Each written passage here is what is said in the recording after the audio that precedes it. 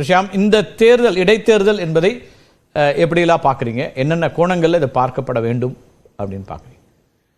இடைத்தேர்தல் என்பது எப்போதுமே ஆளுங்கட்சிக்கான ஒரு பல பரீட்சை தான். பல பரீட்சை என்று சொல்வதை விட கூட ஆளுங்கட்சிக்கான ஒரு சான்றிதழ் கிடைக்கக்கூடிய ஒரு இடம். இடைத்தேர்தல் வெற்றி மட்டுமே பொது தேர்தலில் வெற்றியாக மாறாது. நம்ம எத்தனையோ தேர்தல்களில் பார்த்த விஷயம்தான். ஆளுங்கட்சி தனது முழு பலத்தையும் பிரயோகம் செய்து இடைத்தேர்தல் களத்தில் புகுந்து அது பணியாற்றும். காங்கிரஸ் கட்சிக்கான வாய்ப்பு அதிகம் தான் நான் நினைக்கிறேன். என்ன காரணம்னா, இயல்பாக செல்வ பெருந்தகை ஏற்கனவே சொல்லிட்டாரு. இன்றைக்கு தான் திரு EVKS இளங்கோவன் அவர்களது திருவுருவ படத்தை எல்லாம் முதலமைச்சர் திறந்து வைத்தார். எனவே ஒரு நட்புறவு இருக்கிற மாதிரி தான் தெரியுது. EVKS ஃபேமிலியிலிருந்து கூட யாராவது நிறுத்தப்படலாம் என்கிற ஒரு செய்திகள்லாம் வருது. அப்படி என்றால் திமுக கூட்டணி சார்பாக கண்டிப்பாக காங்கிரஸ் வேட்பாளர்.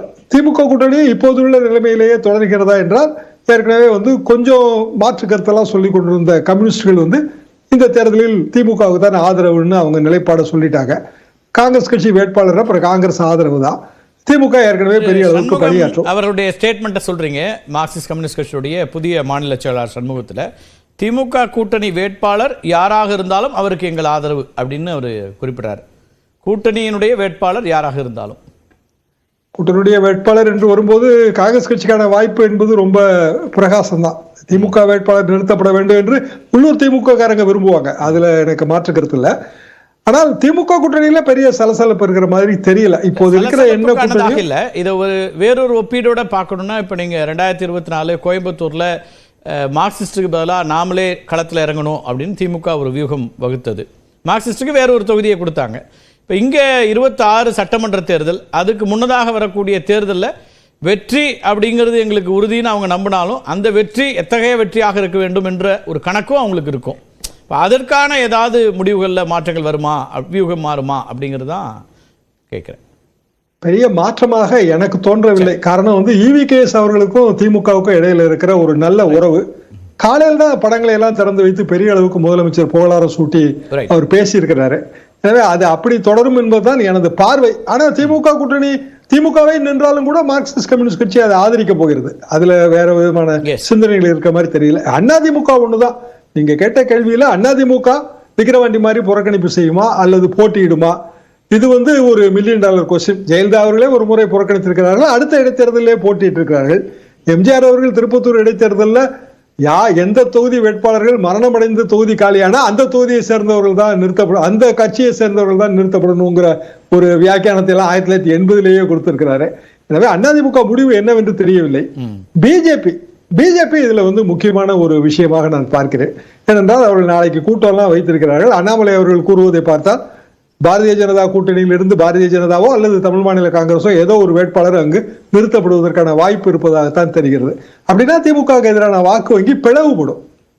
ஓகே, பாஜக அல்லது அதனுடைய வேட்பாளர்கள், கூட்டணி வேட்பாளர்கள் களமிறங்குவதற்கான வாய்ப்புகள், சாத்தியக்கூறுகள் இருக்கிறதா தான் அவருடைய செய்தியாளர் சந்திப்பிலிருந்தும் நம்ம புரிந்து கொள்ளக்கூடியதாக இருக்கிறது.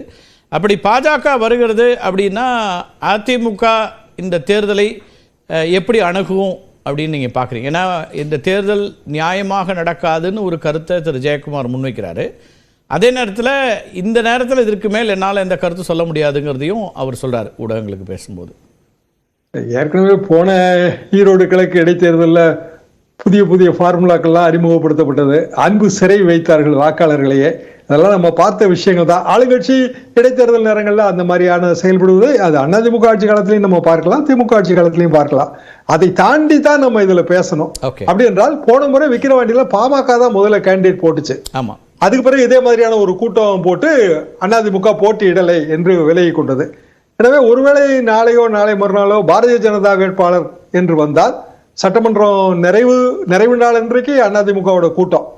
அப்படி என்றால் அவர்கள் விக்கிரவாண்டி இடைத்தேர்தல் மாதிரி புறக்கணிக்கலாம். ஏன்னா ஜெயக்குமார் சொன்னதை வச்சு அப்படி யூகிக்க முடியுது.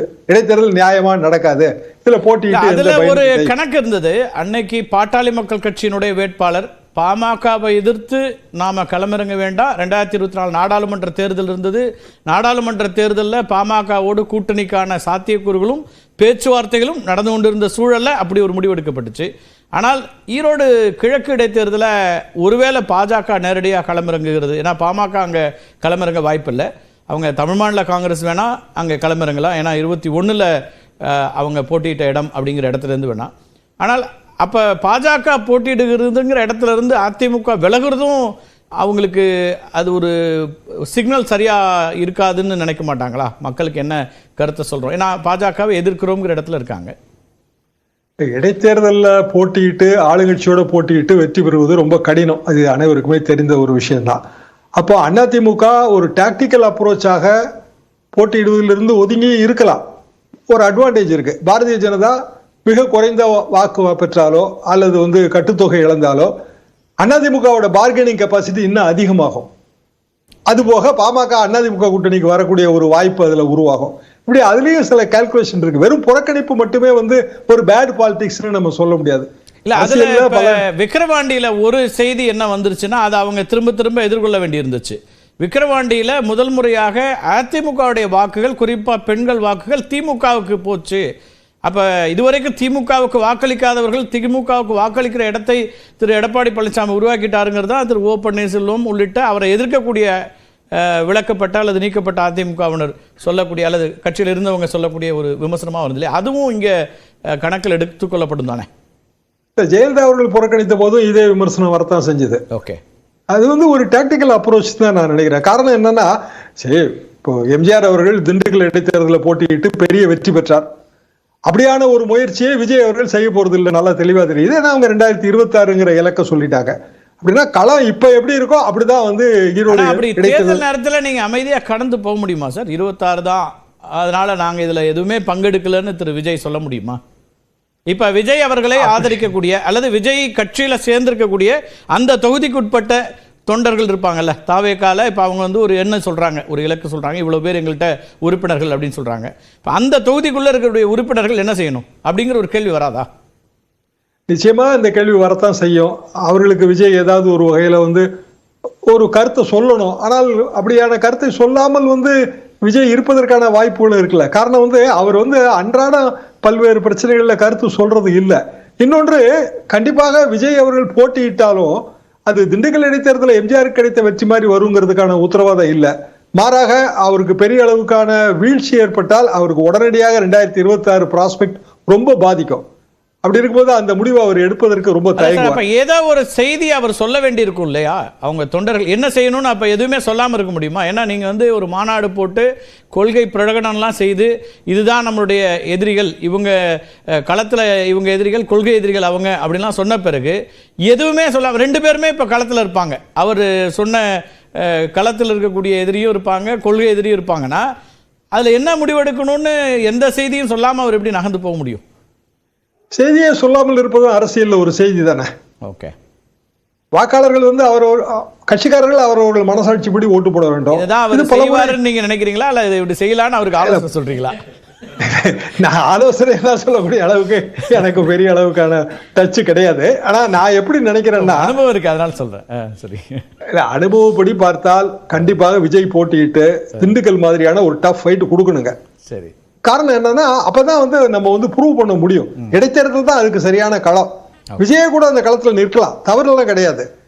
தோற்றா கூட ஆளுங்கட்சியோட அராஜகம் அந்த மாதிரியான ஒரு சொல்லலாம். இப்போ நிறைய இடைத்தேர்தல் ஒண்ணுமே இல்லைங்க. நத்த விஸ்வநாதன் அவர்கள் நத்தத்துல போட்டிட்டு ஜெயிச்சார்ல, அப்ப ஆளுங்கட்சி அதிமுக கிடையாது. அதை விடுங்க, 1989 மருங்காபுரி கிழக்கு, மருங்காபுரி மதுரை கிழக்கு இடைத்தேர்தல், இந்த 2 இடைத்தேர்தல் வரும்போது திமுக ஆளுங்கட்சி 2 மாசம் தான் இருந்தது. ஆட்சி 2 மாசம் தான். ஆனாலும் அதிமுக போட்டியிட்டது, வெற்றி பெற்றது. எதற்காக நான் சொல்ல வரேன்னா, இடைத்தேர்தல் வெற்றி என்பது ஃபோர்கான் கன்க்ளூஷன் கிடையாது. Right right. மக்களை பெரிய அளவுக்கு நம்ம சொல்றோம் இடைத்தேர்தல் யாருக்கு பல பரீட்சைன்னு கேட்கிறோம். ஆனா தலைவர்கள் முடிவெடுப்பாங்க இது பல பரீட்சையா விஷ பரீட்சையான்னு.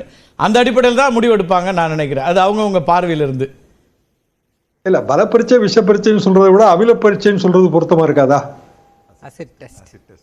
அமில சோதனை தானே. ஆசிட் டெஸ்ட் தானே. அது விஜய்க்கு ஆசிட் டெஸ்ட் தான், அதிமுகவுக்கும் ஆசிட் டெஸ்ட் தான், திமுகவுக்கும் ஆசிட் டெஸ்ட் தான். அது சந்தேகமே கிடையாது. காரணம் என்னன்னா கம்பாரிசன் பண்ணுவாங்க. இவ்வளவு எவ்வளவு ஓட்டுல போன வாட்டி ஜெயிச்சீங்க, இந்த வாட்டி எவ்வளவு ஓட்டுல ஜெயிச்சீங்க. ஈவிகேஎஸ் ஃபேமிலிக்கே கொடுத்தா ஒரே ஃபேமிலி தான் அதிகாரத்துக்கு வரணுமா, இப்படி பல கேள்விகள் இயல்பாக எழும். எல்லாவற்றையும் தாண்டி இடைத்தேர்தல் கடைசி வரைக்கும் நடக்குமா? ஏன் அந்த கேள்வி வருது? ஏன் நாளைக்கு வந்து ஈரோடு கிழக்கு பெரிய அளவுக்கு பணம் பொருளுது. இப்போ வந்து அண்ணாமலை அவர்கள் வேட்பாளர் நிறுத்தணும்னு சொல்லிட்டாரு. முதலே ஒரு கேவியட் வச்சுட்டாரு, நியாயமாக தேர்தல் நடத்த வேண்டும்னு. நடந்தது இந்திய தேர்தல் ஆணையம் தானே. அது வந்து டெல்லியோட கண்ட்ரோல் கீழே தானே இருக்கு. அப்படின்னா ஆர்கே நகர் 1.0 மாதிரி கடைசி நேரத்துல வந்து அவங்க ஏதாவது வேண்டாங்கிற முடிவு எடுப்பாங்களா? இதெல்லாம் வந்து இன்னமும் நம்ம பார்க்க வேண்டிய கேள்விகள், இன்னும் விடை காண வேண்டிய வினாக்கள்னு எனக்கு தோணுது. ஓகே, 50 ஆண்டு கால அனுபவத்துல எல்லா விதமான பார்வைகளும் வந்துருது. எல்லா கேள்வியும் கேட்க வேண்டியதா இருக்கு. இதுக்கு மேலேயும் புதிதாக இன்னோவேட்டிவான ஐடியாஸோட ஏதாவது வராம காலத்துல கடைசியில வந்து ஒரு புதுக்கோட்டை இடைத்தேர்தல் வந்துச்சுங்க. புதுக்கோட்டையில இடைத்தேர்தல் அவங்க தான் இடைத்தேர்தல் அனௌன்ஸ் பண்ணியாச்சு, டேட் எல்லாம் அனௌன்ஸ் பண்ணியாச்சு. ஜெயலலிதா அவர்கள் போட்டியிட்டால் அவர்கள் தான் ஜெயிப்பார்கள். ஒரு தூது குழு, அதாவது முன்னாள் சபாநாயகர் ராஜாராம், நான் உள்ளிட்ட 5 பேர் கொண்ட தூதுக்குழு கலைஞரை போய் பார்த்தோம். இடைத்தேர்தலில் காமன் கேண்டிடேட் போடணும் அப்படின்னு. கலைஞர் ஒத்துக்கல. காமன் கேண்டிடேட் போட்டா எங்க கட்சி என்ன ஆகுது, புதுக்கோட்டையில பெரிய என்ன இருக்காரு, அவர் என்ன சொல்லுவாருன்னு பல கேள்விகளை கேட்டாரு. அப்போ ஜெயலலிதா தானே ஜெயிப்பாங்க நான் கேள்வி கேட்டோம்னா ஜெயிச்சுட்டு போட்டோம் அப்படின்னாரு, ரொம்ப எளிதா. அதுல என்ன இருக்கு, இந்த தேர்தல் அவங்க ஜெயிச்சா அடுத்த தேர்தலில் நம்ம பலத்தை பிரயோகம் பண்ணி நம்ம ஜெயிக்க போறோம். ஏன்னா தலைவர்களோட சிந்தனை வேற. நம்ம வெளியில இருந்து பார்க்கும்போது பல கணக்குகள் இருக்கும். அவங்களுக்கான தேர்தல் வெற்றி, எதிர்காலம், எல்லா விஷயங்களையும் கணக்கிட்டு வருவாங்க. அதுல ஒன்றும் மாற்று கருத்து இல்ல. கட்சி ரொம்ப முக்கியம் இல்லையா? கட்சி ரொம்ப முக்கியம். ஆமா, ரைட் ரைட் ரைட். நம்ம பேசலாம் சார். முதல் கட்ட கருத்தா எடுத்துக்கிறேன்.